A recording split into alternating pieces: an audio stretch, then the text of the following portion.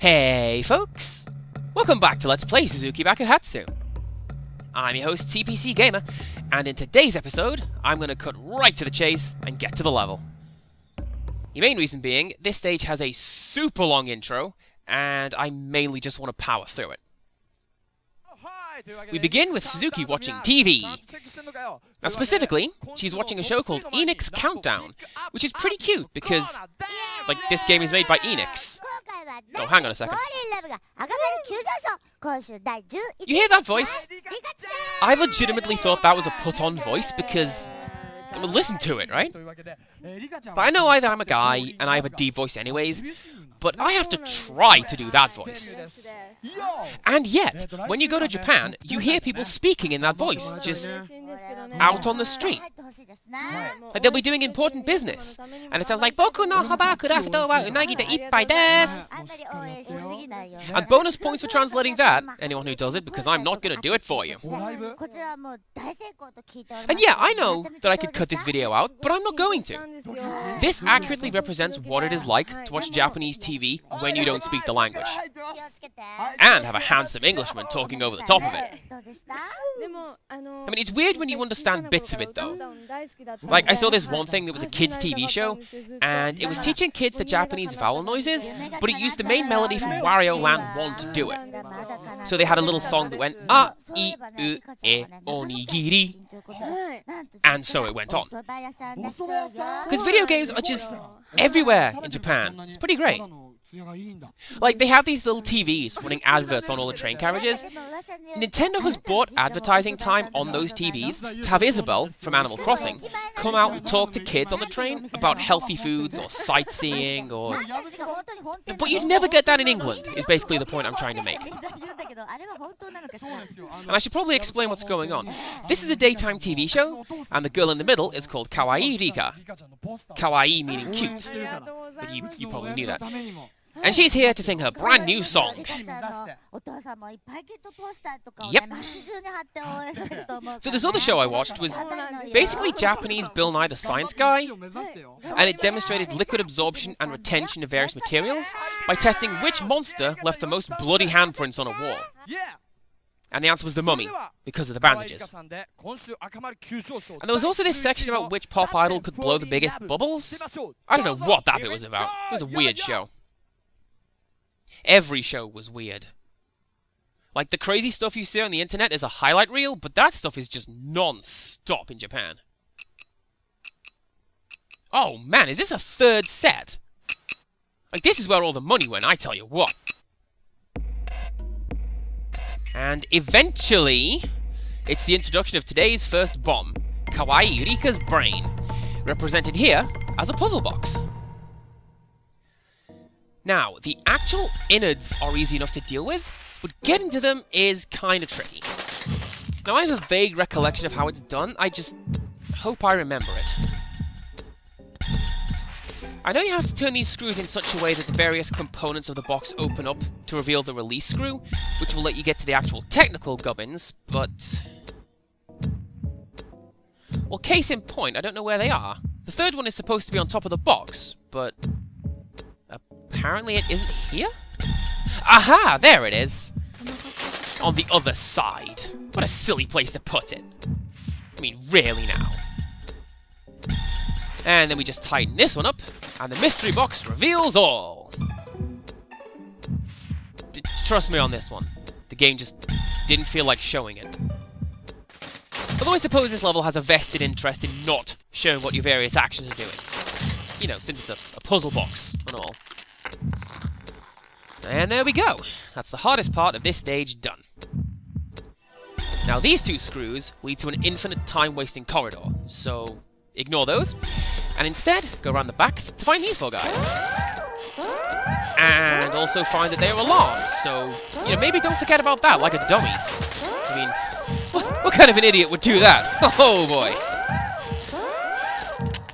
Alright, now we get to have some fun. I'm already having fun. What are you talking about? Now, we get to play the Incredible Machine. Like, with the same lurid background and everything. We have to unscrew every bolt on this plate.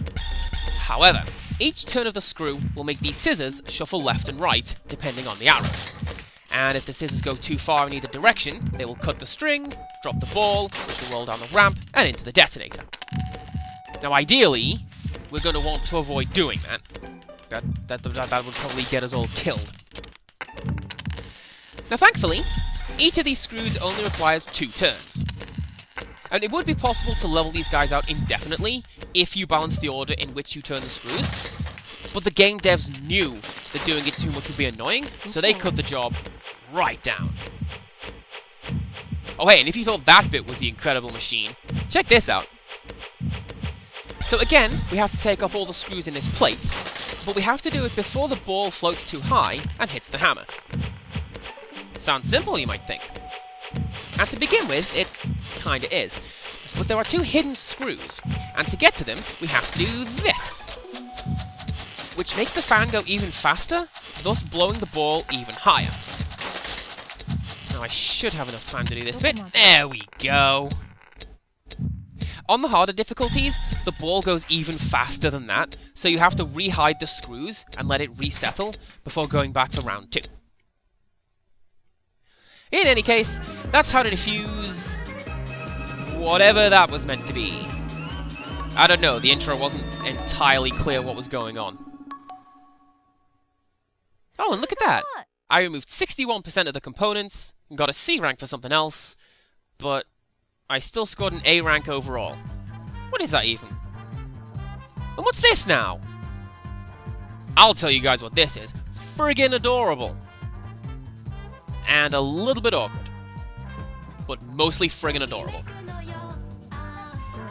And it's also a good example of why this game never got localized, because there's no Western equivalent of a Japanese idol show. Right, there is also this highly volatile subject matter of bombs, but, you know. Like, I've had comments about this... Actually, no, wait a second, here comes the chorus! This is the 3rd time that we're hearing this melody. Do you remember the other 2 times? Well, this is a song that's playing on the tape when Suzuki finds out it's a bomb, and there's a lounge version playing during the iced coffee level. It's another leitmotif. Well done, game designers. Anyways, I've had comments about this game to the effect of, man, what a horrible idea, playing with bombs. But, like, you're actively trying to save the world. I think it's funny. Like, the moon is a torpedo. What part of that isn't funny? Yeah, exactly. None of it. It's all hilarious. So, let's move on. I mean, I say, let's move on. We're actually not going too far, because the next stage is only about 10 minutes earlier. And this is going to be a nice, easy little winding down stage after the puzzle box, before we move on to something incredibly stupid. Like, even for this game, it's pretty out there. So what do you think we're doing today? Oh, we're in the hospital. It makes sense, right? I mean, we've been defusing bombs of various shapes and sizes all day. It figures we're going to get injured at some point. Wait, is this happening in a single day? Probably not. I actively don't know the timescale of this game. But I do know that we got lunch, so that's nice. Wait a second, where'd that old lady go? You see, this is the problem of living in a slideshow. People tend to move around when you're not looking. Also, a note for my subtitles. She's not actually saying that. She's saying sore. Sore. And this bit doesn't say bomb, it says bakudan. The Japanese writing system is phonetic, not alphabet-based like English. But, whatever, you get the idea. She's saying that is a bomb in that creepy way that only Japanese grandmas can do. You know the way. Oh, and so it is. Because our next bomb is... lunch, apparently. Yeah. So this is actually the easiest stage in the game. I mean, more so than the tutorial, in fact.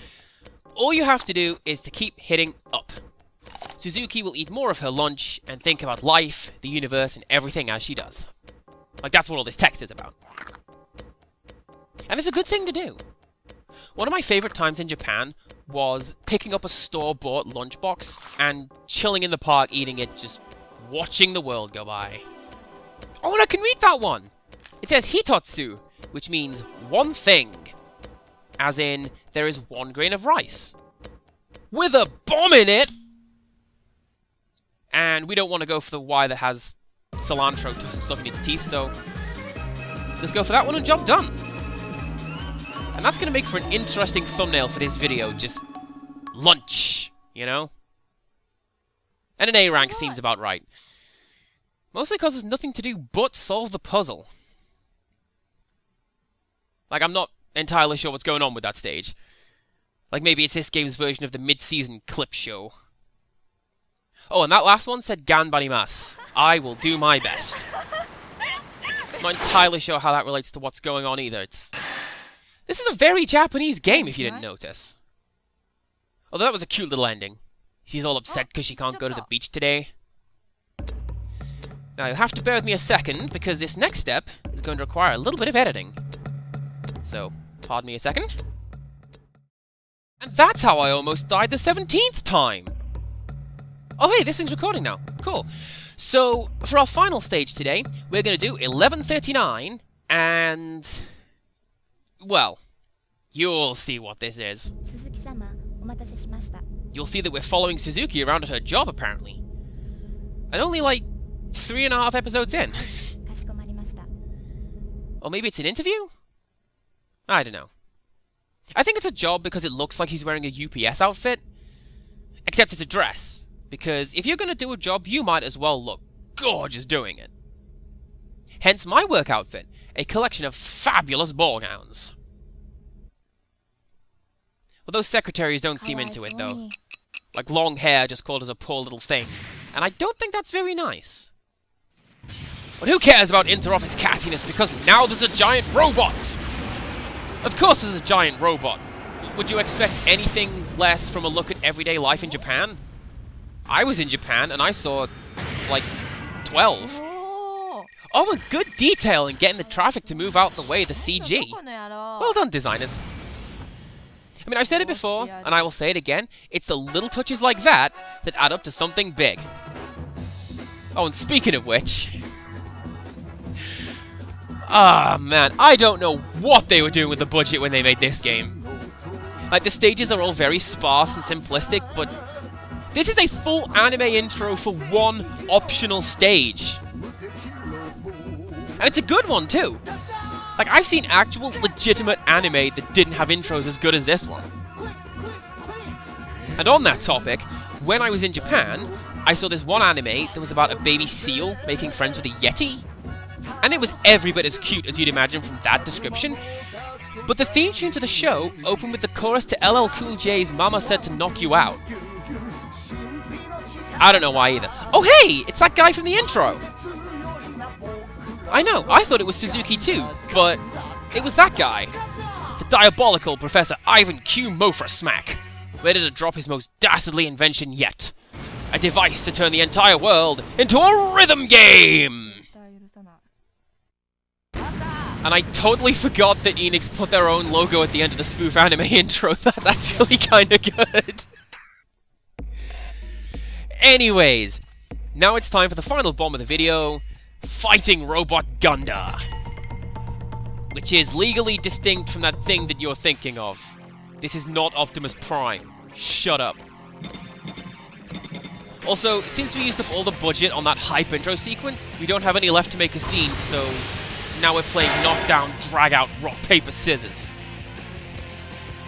And I'm gonna go for rock again. You'll never expect that! Oh. Showed me. Well, you know what? I'm gonna go with rock again. You'll never expect that!